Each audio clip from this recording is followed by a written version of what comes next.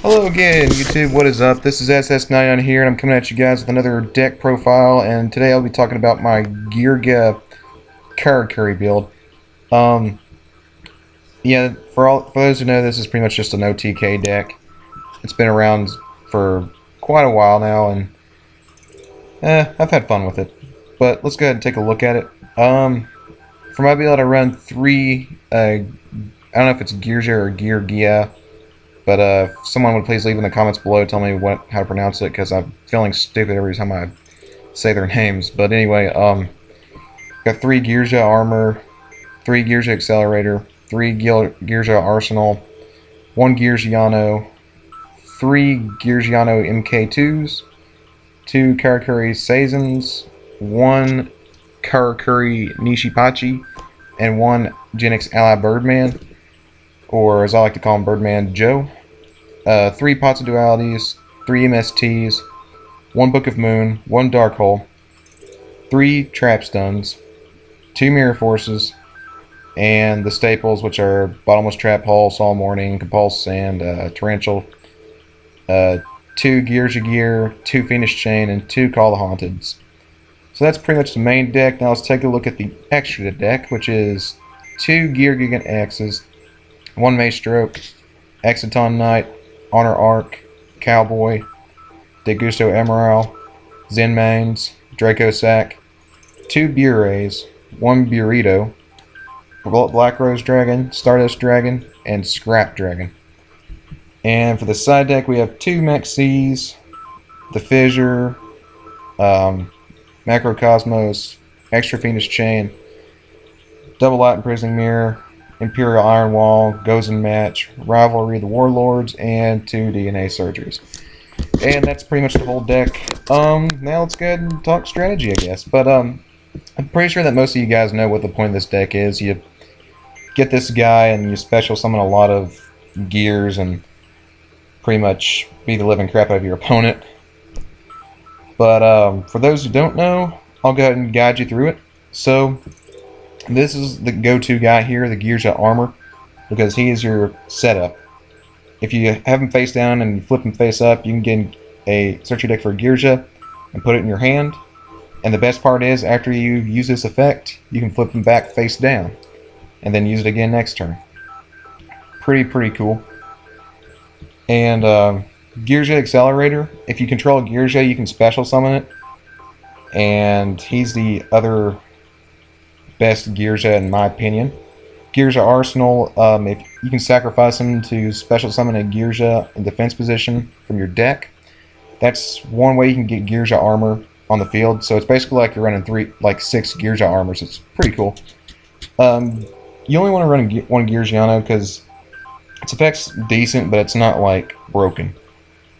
But anyway, his effect is you can tribute him to special summon 1 level 4 machine type monster in your graveyard, but its effects are negated.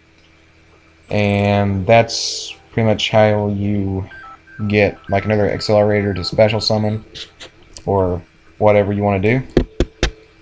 And Geargia MK2, this is the better Geargiano. Whenever you normal summon him or flip summon him, you can special summon 1 Geargia from your hand or graveyard and face up defense position. So you can get back a Geargia armor, or you can get back a Geargia arsenal and sacrifice it to get a Geargia armor. And the Karakuris, these are just for synchro purposes. Like, this is how you get your Bure and your Burritos. But anyway, Genix Ally Birdman Joe, this is the guy that you search for once you go into Geargia X. Basically what you want to do is you want to get Geargia armor and flip him, get an accelerator, and if you have like 2 accelerators in your hand already, or if you have a Geargiano MK2, you can just special summon the Geargiano, Xyz into Geargia X, and then you detach an Xyz from Geargia X to search for the Genix Ally Birdman Joe, as I like to call him. Then activate his effect to return Accelerator to your hand to special summon him, and then you special summon the Geargia Accelerator again since you still have a Geargia on the field. And then you synchro summon Bure, which allows you to get another tuner out, and then synchro summon to another Bure or Burrito, if you can. But if you don't have trap stun, then you might as well synchro summon in the Stardust Dragon because, well, I'll get to that in just a second. But now the reason why I run Pot of Duality in this deck is because this is an OTK deck. So you don't want to run Upstart Goblin because Upstart Goblin gives your opponents some life points, and that really doesn't help this deck with OTKing. Plus, if you draw this on the first turn, chances are you're not going to be doing too much special summoning unless you have Geargia Arsenal.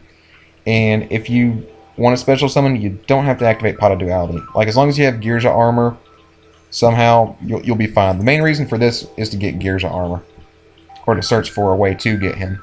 So that's just personal preference. But anyway, these are stapled. I have to explain. Now most of these are staple. I'll explain the ones that are not. So Trap Stun, only if some decks run Trap Stun. But this is the deck to run it because, like I said, it's an OTK deck, and you don't want your monsters to get like Solemn Warning or Bottomless or Compulsed or whatever, or Torrential. That's the biggest issue. This deck is immediately shut down if you like do all your Synchro and XE summoning with a lot of your resources, and all of a sudden your opponent like Torrentials you or Dark Holes you. That's when this deck loses its mojo. It just immediately gets shut down. Now, Geargia Gear, this card is really, really, really good. You flip it, and you get 2 Geargianos, which are these 2 guys, and they become level 4, which means you get Geargia X or whatever you want to do. And Call the Haunted, this is just in case, like, for some reason someone decides to finish my Gear's armor and destroys it. Once I flip summon it, I mean. Plus, if you want to make it even more broken, get another tuner and synchro summon again. I mean, there's so much you can do with Call the Haunted. That's why I like it in this deck. For the extra deck, Geargia X is a must-have in this deck because that's how you search your your Gen X Ally Birdman. But you run 2, and I don't like 3 because you want more space for more things, and odds are you're only going to use 2 in this deck. Maestrux, Exciton Knight, Honor Arc, Cowboy, these are all staple. Degusto Amaral, I don't think every deck runs this, but the reason why I run it is just in case you run out of your resources. Like I said, like if someone Torrentials you or Dark Holes you, and Degusto Amaral can help you get your resources back. It's really good. Zen Mines is just in case you need a rank 3 play. Draco Sack, you can go in a Draco Sack in this deck with 2 Bureys, or a Burey and a Black Rose Dragon. I've done it before, and yes, there are situations where you must use Draco Sack in this deck. As for Burey, I don't think I have to explain it too much. Like, you Synchro Summon him, you Special Summon a Karakuri, and once per turn, you can change the battle position of one of your monster on the field. So if you still have a face-down Geargia armor, you can flip him up and get another monster in your hand, like another accelerator. That's too good. Or if you have a Burrito, you can just change battle positions on the field just to draw an extra card with Burrito. So it's really, really, really good. Black Rose, Stardust, and Scrap are your staples. I don't run Crimson Blader because I don't think Crimson Blader is necessary in this deck, but Burrito is a lot better in my opinion. But if you want to make your level 8 and your opponent has face down cards and you don't have a trap stun, I would recommend Stardust Dragon. Just so in case they have like a Mirror Force or something, and Stardust Dragon negates it.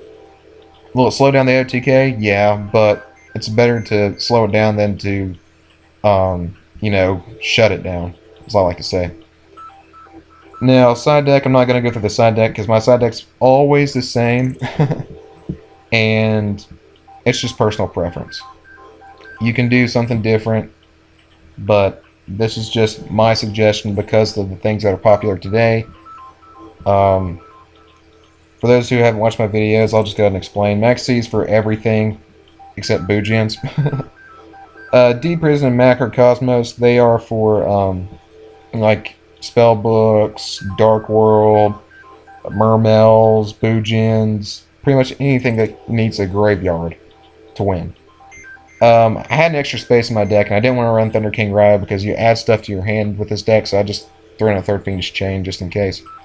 Latin Prison Mirrors for Bujins, Constellars, and Noble Knights, and possibly Heretics. Imperial Iron Wall is for Dragon Rulers, Bujins, Mermails possibly if they run Tidal. Pretty much anything that banishes.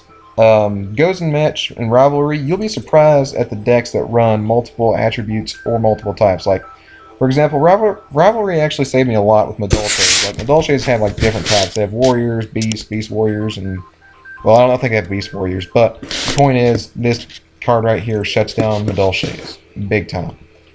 And goes in match, that pretty much shuts down like dragon rulers or anything with multiple attributes. DNA surgery, I wouldn't say this shuts down anything. It just slows down. Like, if your opponent has Fire Fist, then your Fire Fist pretty much loses the benefit of getting the extra attack points from like Tinky or Tenzu or Tankin or whatever. And yeah. But that's pretty much the deck, guys. Thanks for watching, and I will be doing this every day now. I don't know when I'll get a Pokemon video up, but I'll let you guys know whenever I do, and I'll see you guys in the next video. Peace.